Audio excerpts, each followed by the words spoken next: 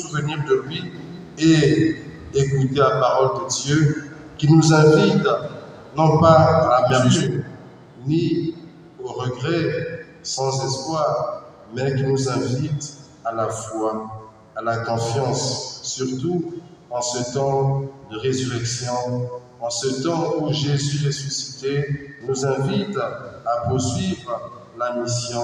Quelle mission? Celle d'être témoin de sa présence dans notre monde, dans notre humanité. Frères et sœurs, certainement, nous aurons voulu encore qu'il soit avec nous, André Mbobam, pour le combat qui était le sien, l'engagement qui était le sien. Mais désormais, il n'est plus visible à nos yeux, il demeure présent auprès de Dieu. Et nous qui sommes là, vous qui êtes là, êtes donc appelés non pas à être désespérés, mais à regarder vers Jésus ressuscité pour poursuivre votre marche en suivant le Christ ressuscité pour la gloire de Dieu, pour qu'il donne vie et salut, non seulement en Mbobam, à tous ceux qui lui tenaient à cœur, mais aussi à votre engagement pour le bien du Gabon. Nous sommes venus rendre hommage à un illustre fils de notre pays, de multiples facettes, un grand homme politique, un homme d'État qui nous a montré son engagement pour aller dans le sens du développement, de l'évolution, de la démocratie, de la liberté, de la libération de notre pays.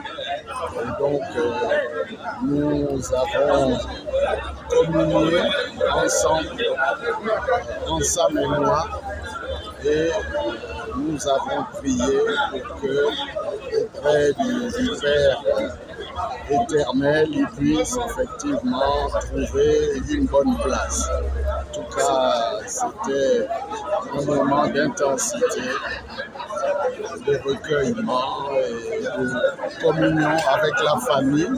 Une pensée particulière pour la grande famille qui nous laisse.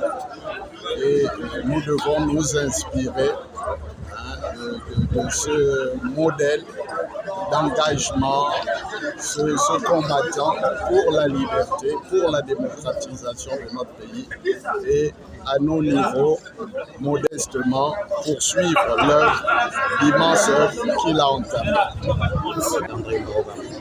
Celle-ci a été demandée cette fois par la famille. Sinon, chaque année, au niveau de l'Union nationale, nous célébrons une messe, nous faisons une messe en mémoire de André. Le regret, André a fait sa mission, il a fini sa part, il nous a montré le chemin, nous essayons de suivre patiemment, intelligemment, avec l'amour qu'il avait pour son prochain. 8 ans après le décès de Mbobam, notre parent, notre frère, notre oncle, c'est la première fois qu'on lui fasse la messe ici à la cathédrale. Et cette messe, normalement, qui aurait dû se faire le jour de la sortie de son corps, bon, malgré tout ce qu'il y a eu, il faut rendre grâce à Dieu que tout s'est bien passé. Et aujourd'hui, la famille s'est réunie, on a tous décidé de lui faire cette messe. Mais écoutez, il faut rendre grâce à Dieu. Je suis venu 8 ans après son décès. Cela nous a permis aussi tous ceux, pour la plupart de la famille, d'autres qui ne sont pas de la famille, qui étions dans son équipe, de nous retrouver. C'était un grand moment. Ça veut dire que Mbobam n'est peut-être plus visible physiquement, mais il est là parmi nous, parce qu'une fois de plus, il nous a réunis, il nous a permis de prendre conscience qu'il est mort pour un combat, et que ce combat, nous devons, chacun à sa manière, le faire aboutir. C'est le sentiment que j'ai en sortant de cette église, le sentiment de réconfort. Parce que j'ai eu vraiment le sentiment qu'il était parmi nous, et qu'il nous appelait à nous recharger d'énergie, faire aboutir le combat de la liberté, de la justice des Gabonais.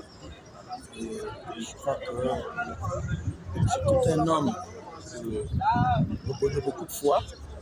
Comme je le disais, il est passé par ici et à ce jour, il avait même demandé si les Gabonais étaient prêts.